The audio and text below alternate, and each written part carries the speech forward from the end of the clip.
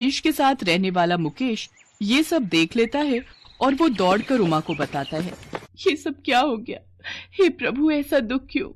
पता नहीं उमा, परेशानी में दिमाग था, इसी कारण सामने से आती गाड़ी नजर नहीं आई। त्योहार के दिन चल रहे हैं, ऊपर से ये चोट आ गई। अब सब कैसे होगा? बहुत नुकसान हो जाएगा उमा। आप चिंता मत करो, मैं खिलौने बेचने चली जाऊंगी। डॉक्टर आपको शाम तक छुट्टी दे देंगे, फिर आप घर पर आराम करना।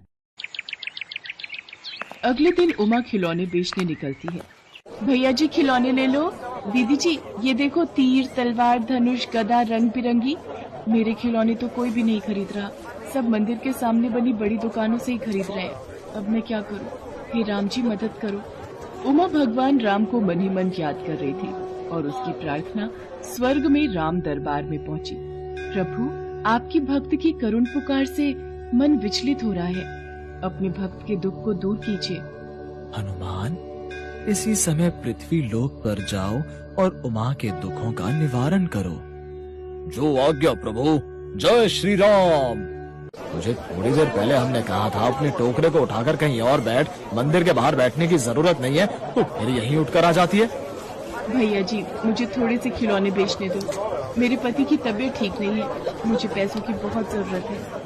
अरे तुझे पैसों की जरूरत है तो क्या मैं अपनी दुकान की कमाई बंद कर दूं? चल जा यहाँ से। उमा के पास घर लौटने के सिवा कोई और चारा नहीं था। शाम भी हो चली थी। उमा सोच में घर जा ही रही थी कि तभी उसके पास एक लड़का आता है। जरा रुको तो, मुझे खिलौने खरीदने हैं। अरे भैया, यहाँ हमारे दुकान से खरीद लो, बहुत बढ़िया बढ़िया दशहरे के खिलौने मिल जाएंगे। उससे क्या लेते हो? वो तो थोड़े बहुत टोकरे में लेकर घूम रही है। अरे नहीं भैया, मुझे इनसे ही खिलौने खरीदने हैं। कितने खिलौने चाहिए आप बता दो, मैं निकाल देती हूँ। मुझे तो 50 गदा चाहिए, 50 तलवारें और जितने भी खिलौने हैं सब 50-50 दे दो, और बाकी और भी ऑर्डर है। इतने तो मेरे पास है भी नहीं। ओ भैया इधर आओ, मैं तुम्हें ऑर्डर पूरा करके देता हूँ। मैंने एक बार कह दिया ना कि मैं इनको खिलौने बोल चुका हूँ। अब तुम अपना मुंह बंद करके बैठो, दूसरों के काम रोककर अपनी दुकान चलाते हो। सबको भगवान के मंदिर के बाहर दुकान चलाने का हक है, और भगवान राम ही जाने कब किसका पलड़ा भारी हो जाए। कुछ नहीं पता कब किसकी किस्मत पलट जाए।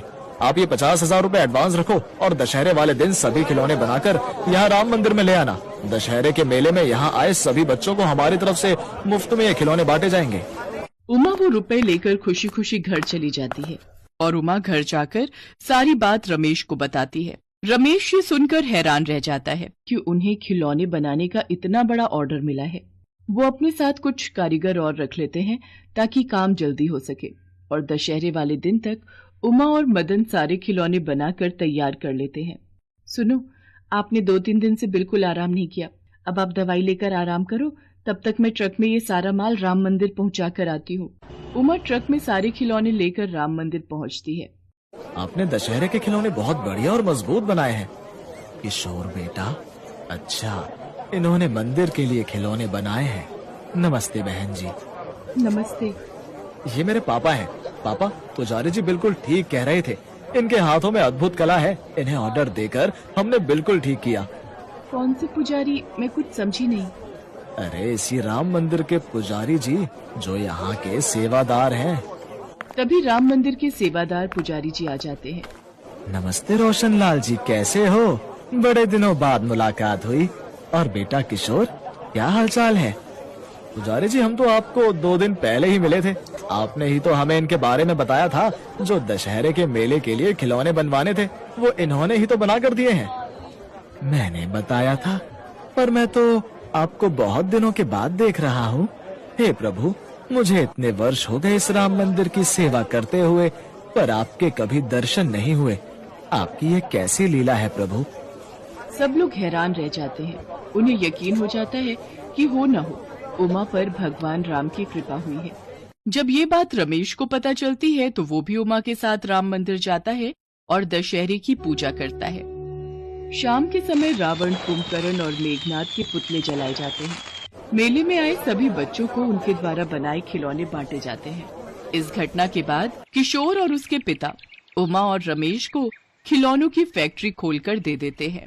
भगवान राम, माता सीता और हनुमान जी स्वर्ग में आसन पर विराजे मुस्कुरा रहे थे। उनके आशीर्वाद से उमा और मदन की जिंदगी बदल जाती है और उनके पास अब किसी भी चीज की कोई कमी नहीं थी।